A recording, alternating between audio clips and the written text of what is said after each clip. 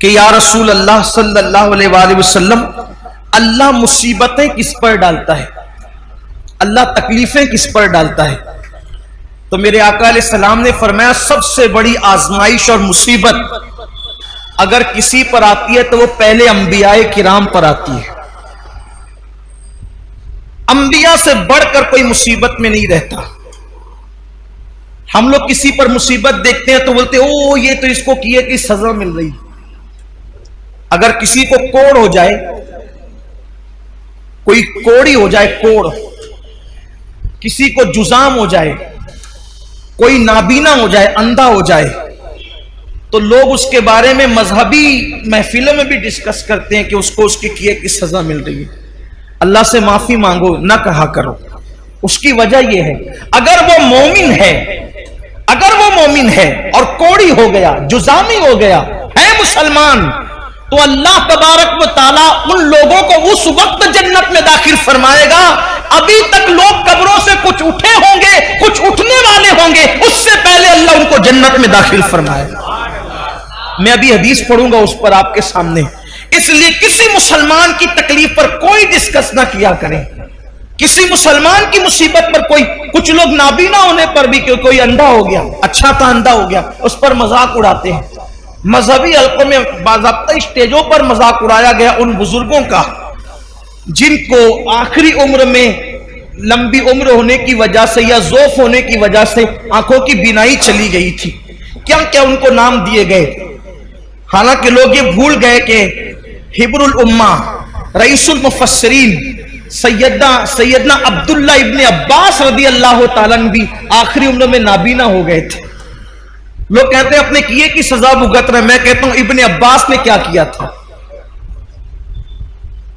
حضرت جابر ابن عبداللہ انصاری جن کے گھر حضور علیہ السلام کی دعوت مشہور ہے، آخری عمر میں وہ نابینا ہو گئے تھے۔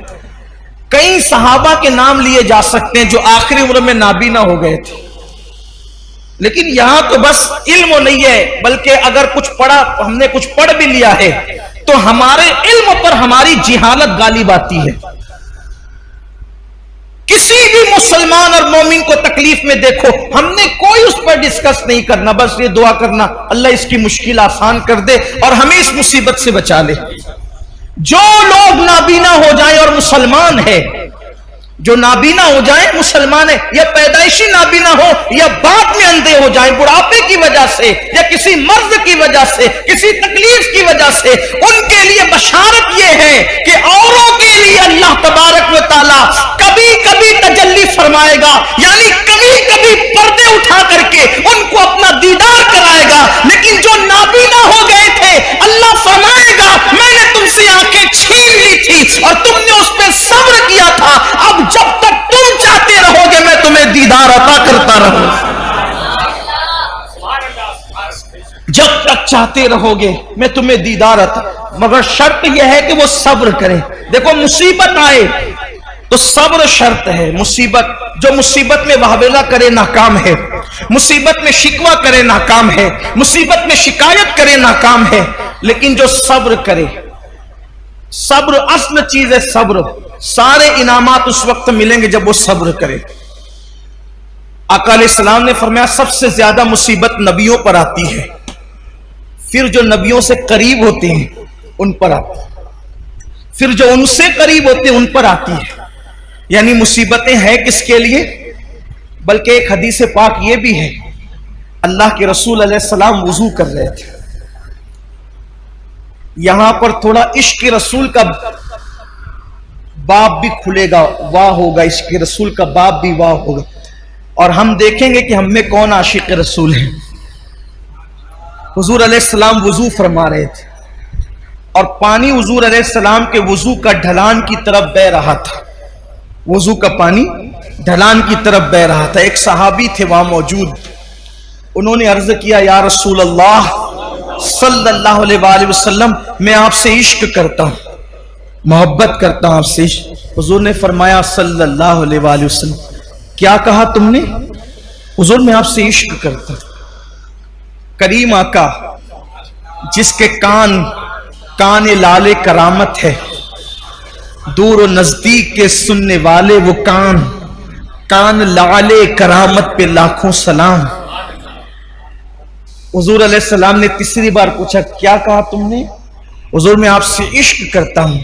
آقا فرماتے ہیں تو اگر تو واقعی مجھ سے عشق کرتا ہے تو مصیبت اور آزمائشوں کے لیے تیار ہو جا، کیونکہ جو ہم سے عشق کرتا ہے اللہ اس پر مصیبتوں کے دروازے کھول دیتا ہے، اللہ اس پر تکلیفوں کے دروازے کھول دیتا ہے۔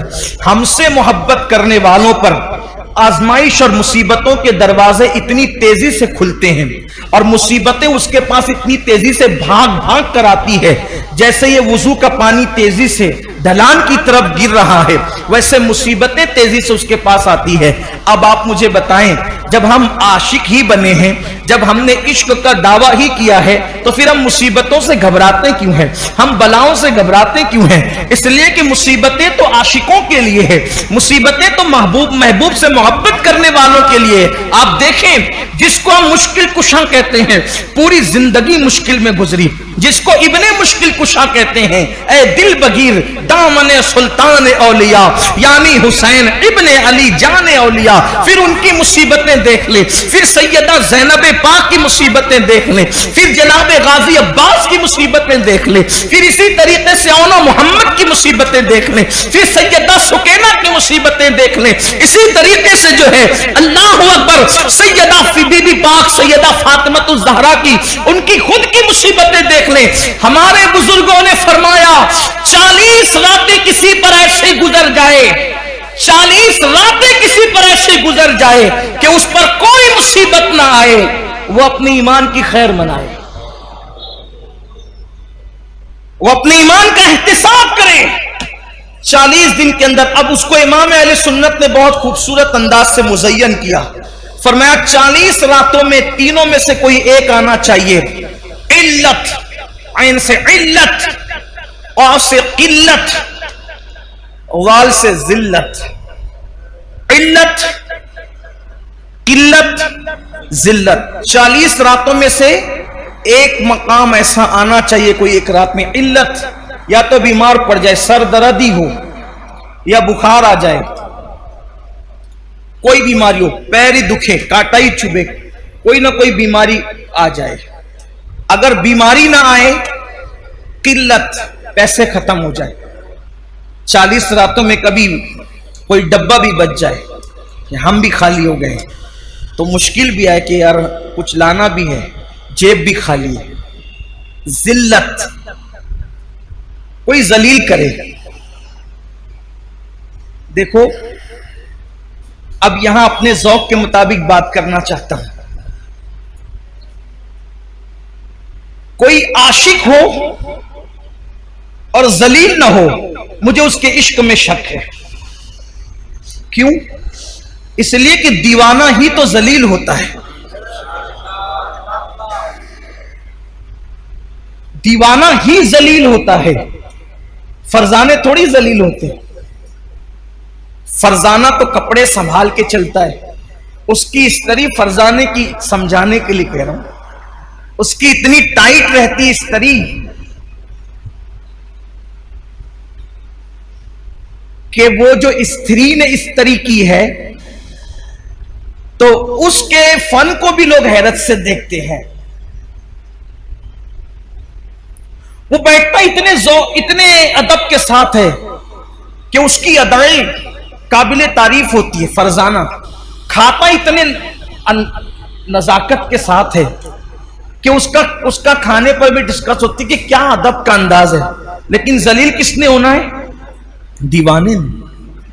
اس کے تو بال ایسے، اس کا تو لباس ایسا، اس کا تو گفتگو کا سمجھانے کے لیے کر دیوانہ۔ یہ دنیا کا دیوانہ ہے جو ذلیل ہوتا ہے۔ ارے جو دنیا کی محبت میں دیوانہ ہوا جب وہ ذلیل ہوتا ہے تو جو سب سے بڑے محبوب اعظم، محبوب رب اکبر، سارے انبیاء کے خداؤں کا، سارے انبیاء کا خدا، معاف کیجئے خدا، سارے انبیاء کا خدا، سارے نبیوں کا خدا، سارے رسولوں کا خدا جس سے پیار کرے وہ محمد الرسول اللہ ہے۔